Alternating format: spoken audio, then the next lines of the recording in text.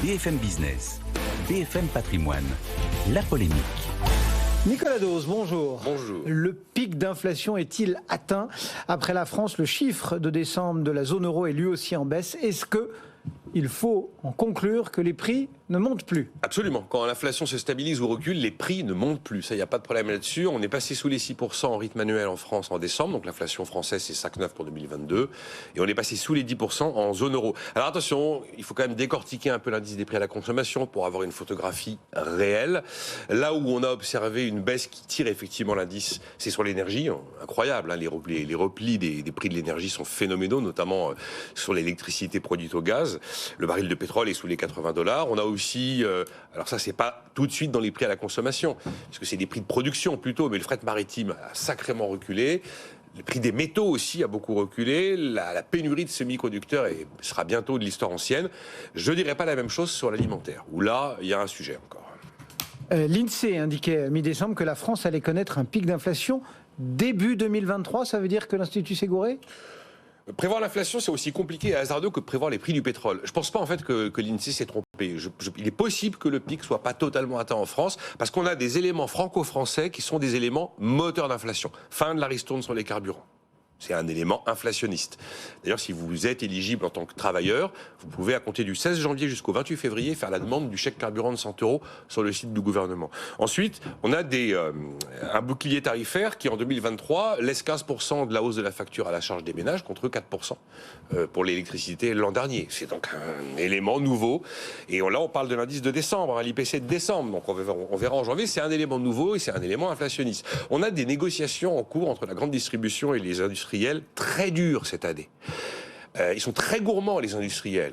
Dire qu'ils surfent un petit peu sur la situation, probablement dans certains cas avec des demandes de hausse de prix de 25%, des demandes très importantes, donc ça va négocier sec jusqu'à la fin du mois de février, mais on aura un phénomène d'inflation sur les prix alimentaires. On estime qu'à la fin du mois de juin, les prix de l'alimentation entre janvier 2022 et juin 2023, donc un an et demi, on aura fait plus 16% tout de même. Et puis il y a des négociations salariales en cours, il y aura des hausses de salaire. La Banque de France pense qu'en glissement annuel, on sera pas loin de 6% de hausse de salaire. Et donc là, un phénomène de hausse de salaire, c'est un phénomène de hausse des prix aussi. Tout ça est lié. On a des éléments franco-français inflationnistes. Donc il y aura un pic d'inflation un peu retardé en France. À quelle échéance on peut l'espérer? Mars, début du printemps. C'est à peu près ce qui est attendu. L'INSEE considère qu'on va monter à 7% effectivement et qu'on retombera. Là, on va vraiment infléchir la situation à compter de mi-2023 où on devrait être à 5,5%. Mais attention, l'inflation qui se stabilise, voire qui recule, ça ne veut pas dire que les prix reculent. On franchit des marches. Voilà, on franchit des marches. Et autant il y a des prix. L'inflation peut revenir à zéro et les prix rester au perché. Il y a des prix très volatiles, comme les prix de l'énergie, le prix des carburants, par exemple, qui peut lui vraiment baisser, ou les prix de l'électricité. D'ailleurs, c'est les prix qu'on retire du calcul de l'inflation quand on va à l'inflation sous-jacente. Mais ce qui est dans l'inflation sous-jacente, l'inflation corps, là, vous avez des choses qui vont garder les mêmes prix. J'avais une auditrice ce matin qui disait ma plaquette de beurre Système U, je l'ai achetée je ne sais plus combien à 80, maintenant c'est 2 ou à 90, maintenant c'est 2,40. Et quand est-ce que je vais retrouver mon 1,90? Et jamais, madame.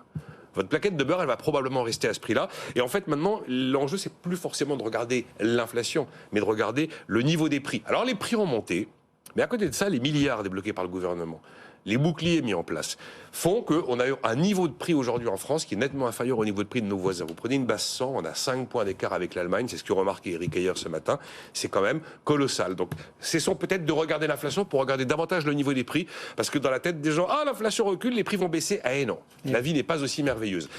Il y a une question qui se pose. Si effectivement le pic est atteint, que va faire la BCE ?